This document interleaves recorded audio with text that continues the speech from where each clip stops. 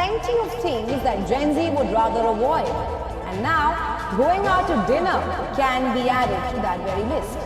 A study has found that Gen Z suffer anxiety while dining out at restaurants. And I am an old Gen Zer. So our producer Vanessa brought in some of these Gen Z slang term flashcards, and we thought. But new data shows that most of Gen Z shopping in person. Yeah, it's really interesting. We're talking about people who are in their teens to mid-20s. ABC 7 News reporter Zach Fuentes looks at how Gen Z is helping the local economy. अगर आपकी as 12 से 27 साल है तो आप एक जेन जी हो, और बैड न्यूज ये है कि देश का फ्यूचर आपके हाथों में है। यूपी की एक लड़की सुसाइड वीडियो पोस्ट करती है क्योंकि उसको सोशल मीडिया पर वायरल होना था, और ऐसी महान सोच है जेन जी की। बहुत टाइम से इंटरनेट पर बहुत सारे वीडियोस पोस्ट हो रहे हैं जेन जी के ऊपर। आप उधर अपना गर्लफ्रेंड सर्च कर सकते हैं, उसके बाल, उसके फेस, जिस तरीके से बात करेगी, और आप उसके साथ रोज़ बात कर सकते हैं। अगर मैं रिलेशनशिप में एंटर करता हूँ, अ गाय और अ गर्ल, मेरी ज़िंदगी उसके बाद बहुत अच्छी होती है। उसके बाद आता है जेन जी और generation alpha. Hey guys, my name is Satyam Agarwal and I'm 29 years old, have no friends, no social life. फिर से मैं जेन जी के बारे में पूछना चाहूँगा। मैंने नोटिस किया कि आप लोग ना थोड़े पोलराइज्ड हैं, या तो बहुत लेजी होते हैं। जो जेन जी का हम डेफिनेशन देखते हैं, जो थियोरेटिकल डेफिनेशन है कि 1997 टू 2012 बॉर्न। कोई जेन जी को जनरेशन विद नो पर्पस बोल रहा है, कोई जेन जी को देश के लिए खतरा बोल रहा है, तो कोई जेन जी को बहुत लोनली बोल रहा है। लेकिन आखिर ये जेन जी हैं कौन?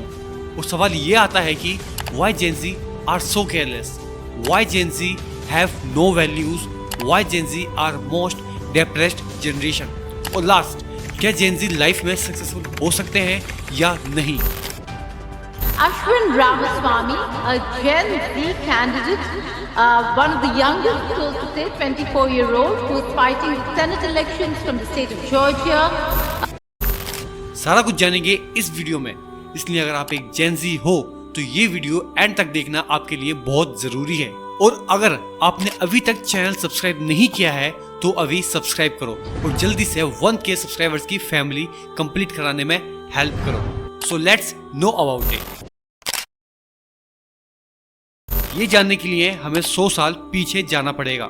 1901 से 1927 के बीच वॉर्न जनरेशन को हम ग्रेटेस्ट जनरेशन कहते हैं। 1928 से 1945 के बीच वॉर्न जनरेशन को साइलेंट जनरेशन कहते हैं। 1946 से 1964 के बीच वॉर्न जनरेशन को बेबी बूमर्स जनरेशन कहते हैं। 1965 से 1980 के बीच वॉर्न जनरेशन को जनरेशन एक्स। 1981 से 1996 के बीच वॉर्न जनरेशन को मिलीनियल्स कहते हैं, और मिलीनियल्स के बाद आए हैं जेन जी। 1997 से 2012 के बीच वॉर्न जनरेशन ही जेन जी है। Hard time create strong man, strong man create good time, good times create weak man, and weak man create hard times. 1900 से 1945 तक इंडिया ने बहुत बड़े बड़े चैलेंजेस फेस करे और बहुत बड़े बड़े क्राइसिस का सामना किया।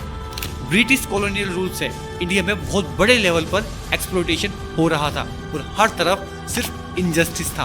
बहुत सारी चीजें हो रही थी, जैसे partition of Bengal, world war first, world war second, और भी बहुत सारे चैलेंजेस थे। और समय था आज़ादी की लड़ाई का। हमारे देश में स्ट्रॉन्ग मैन गुजरे हैं जिन्होंने हंसते हंसते अपने देश के लिए अपनी जान की कुर्बानी दे दी, और वो थे भगत सिंह। और इस जनरेशन ने 1980 तक सबसे ज्यादा चैलेंजेस को फेस किया, सबसे ज्यादा क्राइसिस देखा और बहुत मेंटल प्रेशर झेला। इन सब के बाद इसी जनरेशन ने इस देश को आजादी दी। 1980 से 1996 के बीच आई हमारे पेरेंट्स वाली जनरेशन, जिसे हम कहते हैं मिलीनियल्स। ये जनरेशन बहुत पॉजिटिव थी, एडेप्टिव थी, फ्यूचरिस्टिक थी एंड बहुत कैलकुलेटिव थी। और इसी जनरेशन से उत्पत्ति होती है इस जनरेशन की, जिसका नाम है जेन जी। आज जेन जी के पास सारी फैसिलिटीज हैं, एडवांस टेक्नोलॉजी है और बहुत सारे रिसोर्सेज हैं। इसका मतलब है कि जेन जी प्रीवियस जनरेशन से ज्यादा प्रोडक्टिव होने चाहिए, लेकिन है इसका उल्टा। जेन जी को डिप्रेशन और मेंटल हेल्थ इलनेस को फेस करना पड़ रहा है। लेकिन क्यों?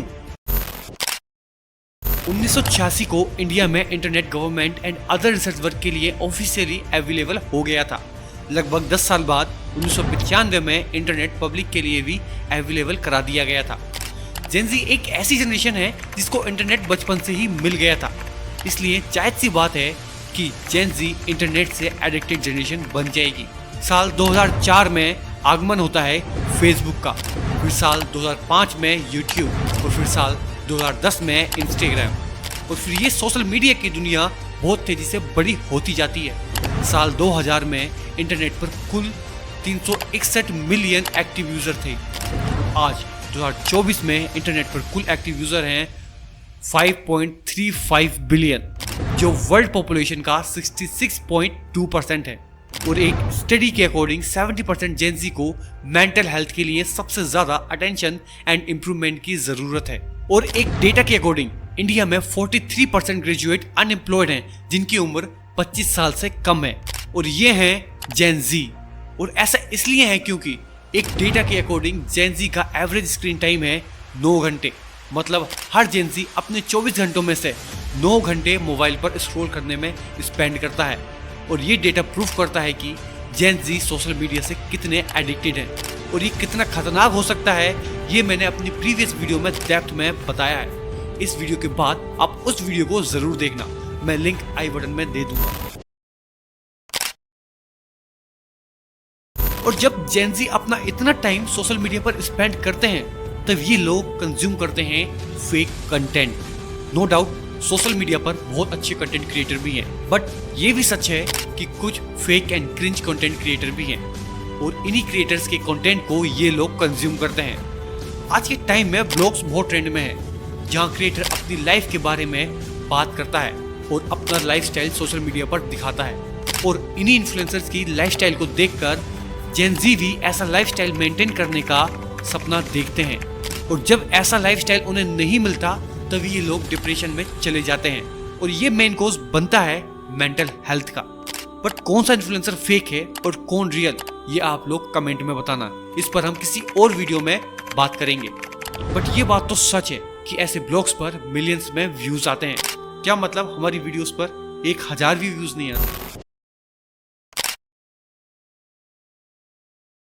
ईयर 2000 में मिलियंस का स्पेंड टाइम था 12 सेकंड्स, बट रिसेंटली एक रिसर्च के अकॉर्डिंग जेन ज़ी का स्पेंड टाइम गिरकर रह गया है सिर्फ 8 सेकंड्स। बट एक गोल्ड फिश का अटेंशन स्पेंड टाइम भी 9 सेकंड्स है, और इसका मेन रीजन है शॉर्ट वीडियो, जैसे टिकटॉक, उसके बाद इंस्टा रील्स और फिर यूट्यूब शॉर्ट्स। शॉर्ट वीडियोस देखने से व्यूअर्स में पेशेंस की कमी होती जा रही है, जिसकी वजह से व्यूअर्स को सब कुछ 1 मिनट में जानने की आदत हो गई है। इसीलिए आपने नोटिस किया होगा कि जब आप शॉर्ट वीडियोस देखते हो तब आप इतना स्क्रॉल करते जाते हो कि आपको टाइम का पता ही नहीं चलता, और इसीलिए शॉर्ट वीडियोस पर मिलियंस में व्यूज आते हैं। और ऐसा इसलिए होता है क्योंकि शॉर्ट वीडियो से रील्स देखने से आपके माइंड में सेरोटोनिन, ऑक्सीटोसिन एंड डोपामाइन जैसे केमिकल्स एक्सिस क्वांटिटी में रिलीज होते हैं, और इन केमिकल्स के रिलीज होने से आपको सेटिस्फैक्शन मिलता है, मतलब शॉर्ट टर्म प्लेजर, जो कि लॉन्ग टर्म में बहुत डेंजरस साबित होता है। और ये प्लेजर आपको मेंटली वीक बनाता है। जेन ज़ी को अकेला रहना ज़्यादा पसंद है, और इसी वजह से जेन ज़ी पब्लिक में बोल नहीं पाते। जेन ज़ी की कम्युनिकेशन स्किल्स बहुत ख़राब होती जाती हैं। एंड जेन ज़ी में एक चीज़ बहुत ज़्यादा फेमस है।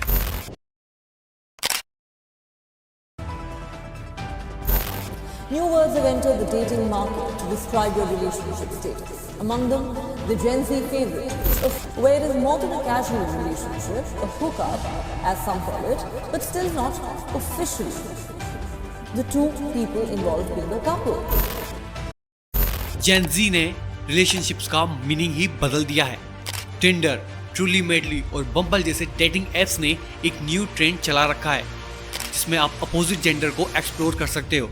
मतलब पसंद आए तो राइट स्वाइप और नहीं तो लेफ्ट स्वाइप। ऐसे प्लेटफॉर्म्स पर जब आप लोगों को एक्सप्लोर करते हैं तब उससे क्रिएट होता है कंफ्यूजन, क्योंकि जितनी ज्यादा चॉइसेस उतनी ज्यादा कंफ्यूजन। और लोग आते तो अपने लिए सही पार्टनर चूज करने हैं, लेकिन इतनी सारी चॉइसेस होने की वजह से Gen Z hookups, casual relationships and friends with benefits के लूप में फंसकर बर्बाद होते जाते हैं। और उम्मीद है कि आपने ये वायरल वीडियो तो देखा होगा। And he comes along And so I didn't commit. In fact, until he proposed to me, there was no real commitment, and in my mind, I was committed to him.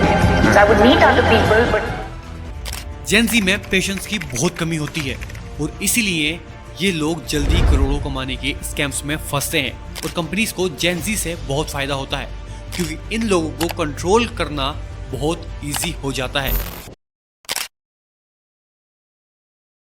अगर आप अभी तक इस video में बने हुए हैं तो सीधा सा मतलब है कि आप अपनी लाइफ में कुछ करना चाहते हो और जेन ज़ी होने के बाद भी सक्सेसफुल होना चाहते हो। देखिए, इस देश का फ्यूचर और नेक्स्ट जनरेशन अल्फा का फ्यूचर आपके हाथों में है और अगर आप इन सभी गलत कामों करते हो जैसे smoking, drinking and toxic relationships, तो सच को एक्सेप्ट करो और अपनी गलतियों को एक्सेप्ट करो और उन्हें सुधारो, तभी आप लाइफ में कुछ कर पाओगे। और अपने लिए कोई पर्पस फाइंड करो और अपने लिए एक गोल बनाओ क्योंकि एंड में ये सब चीजें काम में नहीं आएंगी, काम में आएगा पैसा और सक्सेस। और सभी व्यूअर्स एंड जेन ज़ी से इतना ही कहना चाहूंगा, अपने गोल्स पर फोकस करो, इस देश को और अपनी नेक्स्ट जनरेशन अल्फा को बचाओ। और अगर आपने हमारी प्रीवियस वीडियो नहीं देखी है तो आप उस वीडियो को जरूर देखना, उसमें मैंने सॉल्यूशंस के साथ बात की है डिटेल में। दोस्तों, अगर आपको ये वीडियो पसंद आया हो तो लाइक करें, शेयर करें और हमारे चैनल को सब्सक्राइब करें ताकि आप हमारे फ्यूचर वीडियोस को ना मिस करें। मिलते हैं अगली वीडियो में, तब तक के लिए अपना ध्यान रखें। Be strong, be warrior, inspire city.